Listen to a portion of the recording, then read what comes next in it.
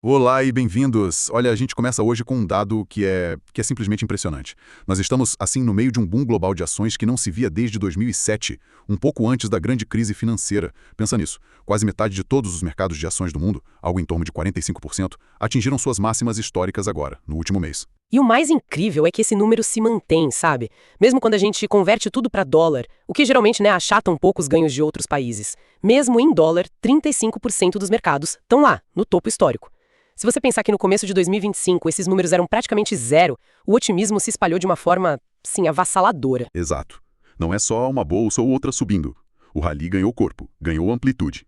A análise mostra que 92% dos mercados que compõem o índice mundial da MSCI estão super próximos, a menos de 5% das suas máximas do último ano. É quase como se todos os barcos estivessem subindo com a maré, né? Mas, e sempre tem um mas, toda essa euforia global vai ser testada para valer hoje, 28 de janeiro de 2026. E que teste! O dia de hoje está sendo chamado no mercado de super quarta, e não é por acaso. A nossa missão aqui é justamente essa, é entender como todas as peças se encaixam neste dia específico. A gente tem decisão de juros nos Estados Unidos e no Brasil, que ditam o ritmo da economia, tem resultado das gigantes de tecnologia, que são quem realmente está carregando o mercado nas costas, e por baixo de tudo isso, uma tensão política que está chacoalhando a moeda mais importante do mundo, o dólar. Hoje é o dia em que o ciclo de otimismo de dinheiro fácil encontra a realidade. Bom, o cenário está bem armado. Vamos começar então por esse clima de euforia, que vem principalmente de Wall Street. A sensação lá é de risk-on total, sabe? Apetite máximo para o risco. Os futuros do S&P 500 já passaram dos 7.000 pontos, e os do Nasdaq 100 das empresas de tecnologia estão voando. Acima de 26 mil, é um otimismo que parece não ter fim. E esse otimismo é contagioso. Ele atravessou o Pacífico e, assim, contagiou a Ásia. Os mercados na China subiram mais de 2%, uma alta bem forte. E foi por conta de uma notícia que parece técnica, mas é fundamental. A China foi autorizada a importar os chips H200 da NVIDIA. Isso é um sinal verde de que, apesar de toda a briga comercial, a engrenagem da alta tecnologia continua girando. O Japão foi na mesma onda. Pois é, mas na Europa a história é um pouco diferente, né? O otimismo parece que bateu na costa e perdeu um pouco a força. E queda. O motivo? Ameaças de novas tarifas americanas numa disputa comercial pela Groenlândia. Parece um assunto distante, mas mostra como a geopolítica está sempre ali pronta para estragar a festa. E é aqui que a história começa a ficar mais complexa. Porque enquanto a festa rola solta nas bolsas, outros mercados, como o de moedas e o de títulos, estão contando uma história bem diferente. O dólar, por exemplo, está bem fraco, e isso está causando um movimento espetacular num ativo bem específico, o ouro. Ok, essa é a parte da análise que me fez parar para pensar. A gente acabou de pintar um quadro de euforia, de recordes históricos nas bolsas, e ao mesmo tempo, o ativo que representa segurança máxima, o ouro, também está disparando. Ele passou dos $5.200 por onça, subindo mais de 20% só este ano. Essas duas coisas, elas não deveriam estar acontecendo ao mesmo tempo. Qual é a história oculta aqui? O que a gente está vendo é um movimento clássico que a análise chama de debasement trade. A melhor forma de pensar nisso é que os investidores não estão necessariamente comprando ouro porque amam o metal, sabe? Eles estão, na prática, vendendo dinheiro de papel, fugindo das moedas dos governos, principalmente do dólar. Então não é que o ouro está subindo, é que a confiança no dinheiro está caindo. É como se todo mundo num cassino, de repente, decidisse que as fichas da casa não valem mais nada e saísse correndo para trocar por barras de ouro de verdade. O governo americano está dizendo em voz alta que não se importa se as fichas desvalorizarem, porque isso até ajuda nas exportações, né? As declarações do presidente Trump nesse sentido foram um catalisador. Some a isso um déficit público que não para de crescer e uma desconfiança sobre a real independência do Banco Central americano, e você tem a receita completa para essa corrida. E isso se reflete nos números, claro. O tal do índice DXY. Isso, o DXY é basicamente o boletim do dólar contra uma cesta de outras moedas importantes. Um dólar forte geralmente fica bem acima de 100. Hoje, ele está patinando em 95, 96, é um sinal claro de fraqueza. E não é só a gente que está vendo isso, os grandes bancos de investimento estão agindo. O Goldman Sachs, por exemplo, elegeu o ouro como a commodity favorita para 2026. E o mais interessante, os próprios bancos centrais do mundo estão comprando ouro a um ritmo de 70 toneladas por mês. Eles também estão trocando as fichas do cassino por ouro. Falando em commodities, a análise traça uma divisão muito clara. De um lado, essa corrida por ouro, do outro, uma corrida pelo poder que está sendo alimentada pela inteligência artificial. Isso está fazendo o preço de outros metais, tipo cobre e urânio, explodir. É uma história fascinante sobre a nova economia. O cobre é a espinha dorsal da infraestrutura. A revolução da IA precisa de uma quantidade, absurda de eletricidade e de data centers gigantescos. E tudo isso é feito de cobre. Já o urânio, que chegou a $89 por libra, é o combustível. Esses data centers consomem tanta energia quanto cidades pequenas, e a energia nuclear está ressurgindo como a única fonte confiável e potente o suficiente para alimentá-los 24 horas por dia. E como o velho mundo da energia, o petróleo, se encaixa nisso tudo? Porque o preço subiu um pouco hoje também. Aí está o grande contraste. O petróleo Brent está em alta hoje, cotado a quase $68, mas por um motivo pontual. Uma tempestade de inverno nos Estados Unidos paralisou 15% da produção do país. É um soluço de curto prazo. A visão de longo prazo é bem diferente. Que seria de queda, certo? Exato. Os analistas preveem que o preço médio do Brent em 2026 pode ser de apenas $56. O motivo é uma onda de oferta que está vindo por aí, com novos poços entrando em produção, e a OPEP com capacidade de bombear mais. Então a divergência é nítida. De um lado, os metais da nova economia, da eletrificação e da IA estão em alta estrutural. Do outro, a energia do século XX, o petróleo está sob pressão. E no meio do caminho, o minério de ferro segue de lado, sem uma direção clara, em $106. Certo. Vamos então desempacotar o evento principal que amarra tudo isso. Toda essa dinâmica de mercado converge para a super quarta e o foco total está nos bancos centrais.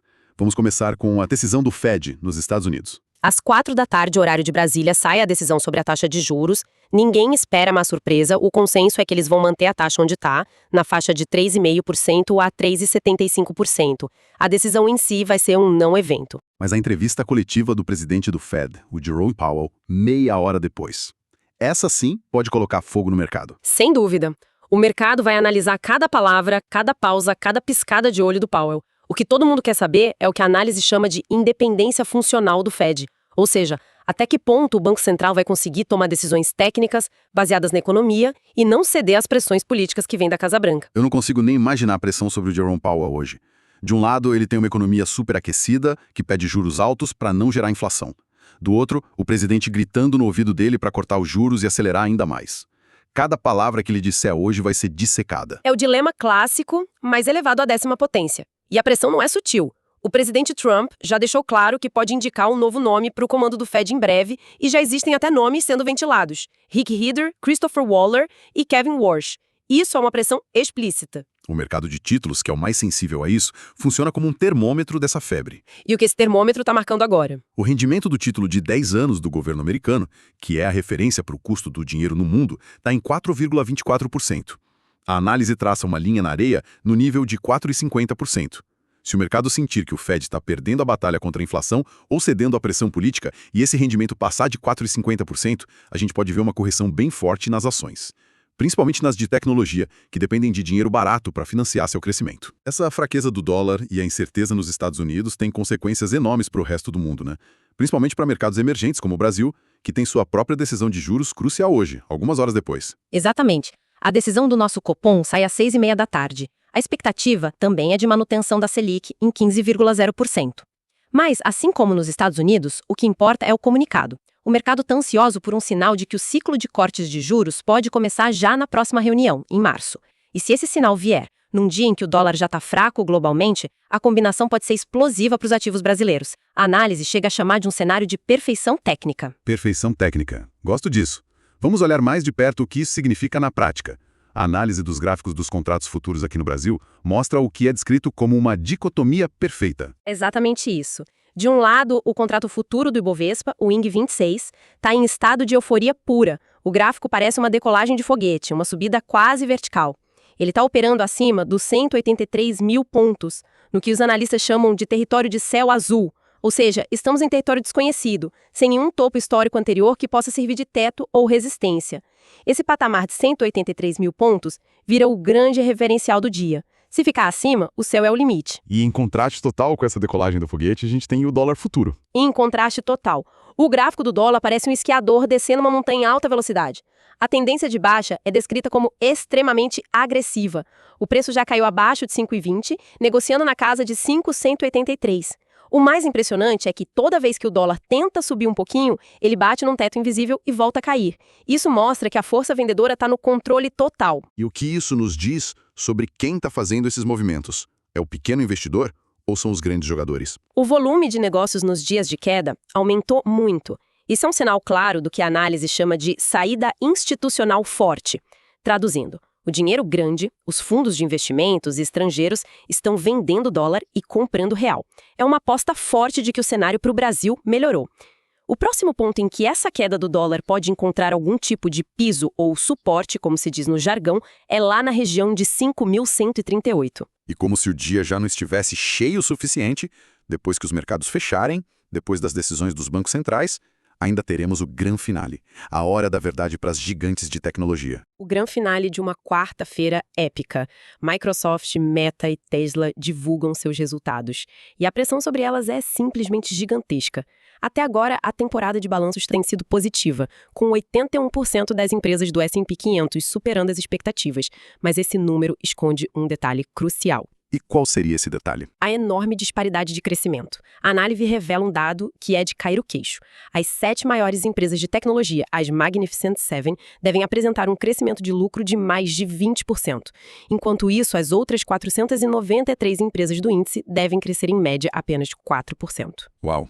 Então, basicamente, o desempenho do mercado inteiro está sendo carregado nas costas por apenas 7 empresas. Exatamente. E 3 delas divulgam seus números hoje. Isso coloca um peso absurdo nos resultados. Qualquer sinal de que os gastos com inteligência artificial estão desacelerando, o que afetaria a Microsoft, Meta, ou qualquer decepção com as margens de lucro da Tesla, pode ser o gatilho para uma venda forte. E não só nessas ações, mas em todo o mercado que se tornou totalmente dependente desse pequeno grupo de gigantes. Então, o que tudo isso significa?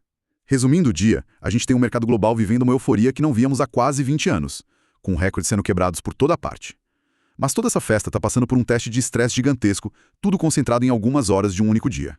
Temos decisões de juros, tensões políticas e, para fechar a conta, os resultados das empresas que se tornaram a viga mestra de todo o mercado. É isso. A euforia que a gente viu até agora foi movida por 2 motores muito potentes. Uma quantidade enorme de dinheiro barato circulando no mundo e a narrativa poderosíssima da inteligência artificial. Só que hoje, por baixo dessa superfície brilhante, as rachaduras na estrutura estão ficando bem visíveis.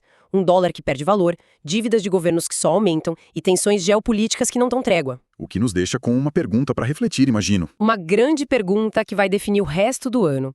O que estamos testemunhando hoje é o pico desse rally global, o último suspiro antes de uma correção, à medida que a realidade bate a porta, ou, e essa é a possibilidade mais intrigante, estamos no começo de uma grande rotação de capital. Um movimento mais profundo, onde ativos do mundo real, ativos tangíveis como ouro e cobre, que representam a infraestrutura física que a gente precisa para o futuro, vão finalmente roubar o protagonismo que as ações de tecnologia tiveram por tanto tempo. A resposta começa a ser escrita nas próximas horas.